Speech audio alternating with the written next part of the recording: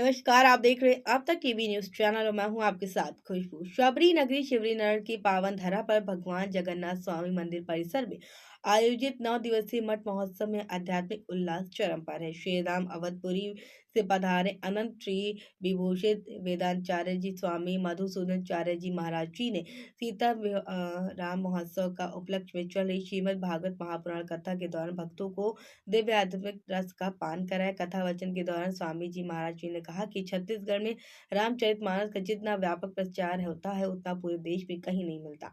उन्होंने कहा कि यद्यपि भगवान श्री राम का जन्म अयोध्या में हुआ है, लेकिन छत्तीसगढ़ के लोगों के रोम रोम में श्री राम समाये हुए हैं। इस भावपूर्ण कथन को सुनकर श्रद्धालु भक्तजन भाव विभोर होकर झूम उठे। इस पावन अवसर पर मुख्य यजमान के रूप में महामंडलेश्वर राजश्री डॉक्टर रामसुंदर दास जी महाराज माजा सिंह रहे। कथा के तृतीय दिवस संस्था की छत्तीसगढ़ विधानसभा के नेता प्रतिपक्ष डॉक्टर चरण दास महाराज, अपने पुत्र सूरज महाराज, पापड़गंज विधायक और शेष राज हरवंश सहित बड़ी संख्या में समर्थकों के साथ पहुंचे।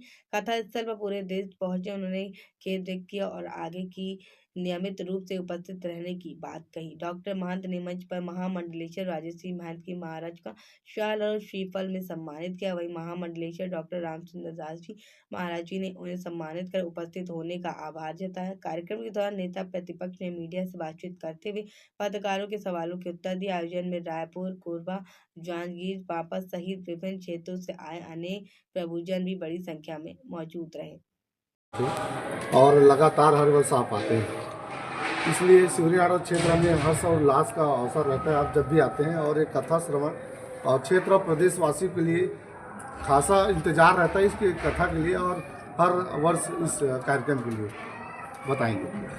देखिए, सबसे पहले तो हमारे विठलेश्वर महाराज की कृपा है कि हमेशा यहाँ आप सब लोगों के लिए, हम सब लोगों के लिए, क्षेत्रवासियों के लिए कभी राम कथा का आयोजन करते हैं, कभी श्रीमद् भागवत का आयोजन करते हैं और उसका लाभ इस क्षेत्र की जनता लेती भी है और बड़े प्यार से आती है सुनने के लिए। मेरा दुर्भाग्य है कि आदरणीय रामसुंदर दास जी राजश्री महाराज पहुँचे थे और मैं समय पे नहीं पहुँच पाया।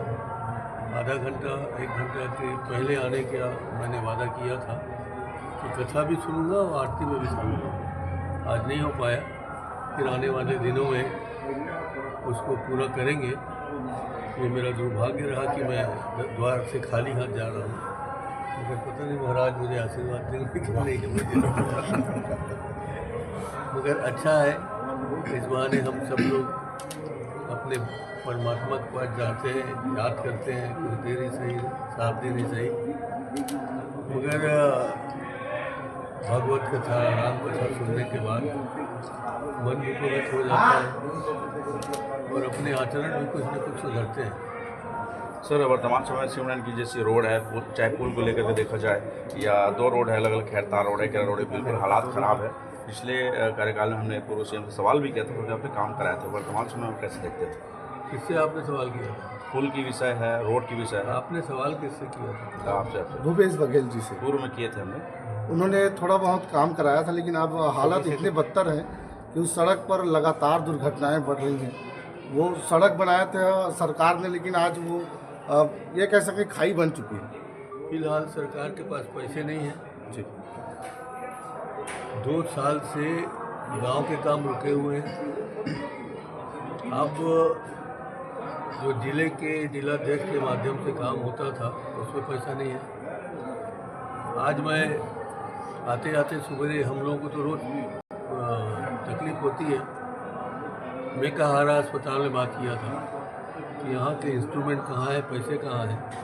उनने बताया कि 2 साल से हम लोगों को अस्पताल वालों को पैसे नहीं मिल रहे हैं, इसलिए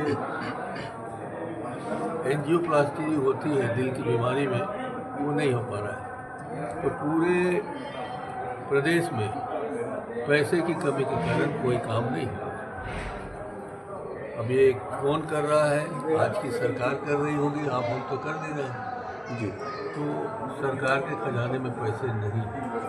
कारण क्या है मैं नहीं कहूँगा। सर, एक बड़ा सवाल है कि छत्तीसगढ़ विधानसभा जब प्रदेश से अलग हुआ था तो आपको भी क्या विधानसभा मिला था, उससे अलग होकर के कल आप लोगों ने अंतिम विधानसभा सत्र चलाया और उसके बाद नया विधानसभा आपको मिला।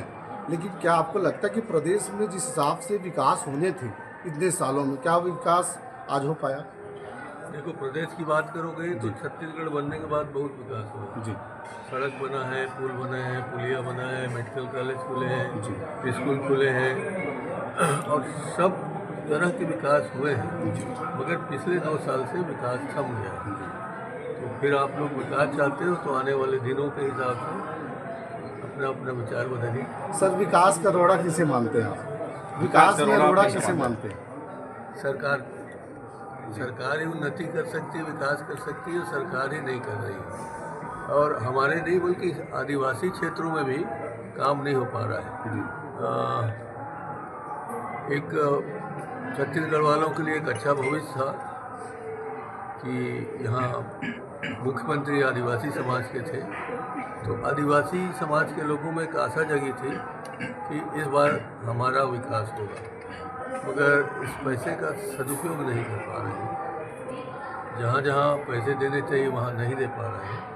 केंद्र सरकार से जो पैसे आ रही है उसी का ही उपयोग हो रहा है, बाकी राज्य सरकार के पास पैसे की कमी है। सर, मेरा अंतिम सवाल है, बिजली बिल को लेकर के प्रदेश में एक अलग ही लेवल में चर्चा चल रही थी। कल सरकार ने एक अलग फैसला निकाल दी, इसको कैसे देखते हैं आप? देखिए, बिजली ले के मामले में पूरे छत्तीसगढ़ में जनता के बीच एक आक्रोश बन गया था। तो पूरी जनता सड़क पे आने वाली थी। उस बात के डर से कल माननीय मुख्यमंत्री जी ने 200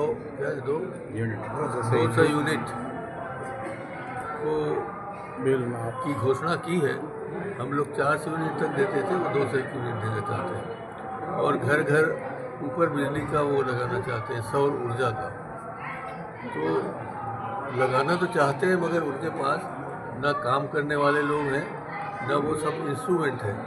आप लोग अगर कोशिश करें तो एक आध हफ्ते जाके अपने ऑफिस में चेक करिए, जो क्या बोलते हैं एक प्लेट लगता है, प्लेट की कमी है और उसके कारण सौर ऊर्जा का काम भी नहीं हो रहा है।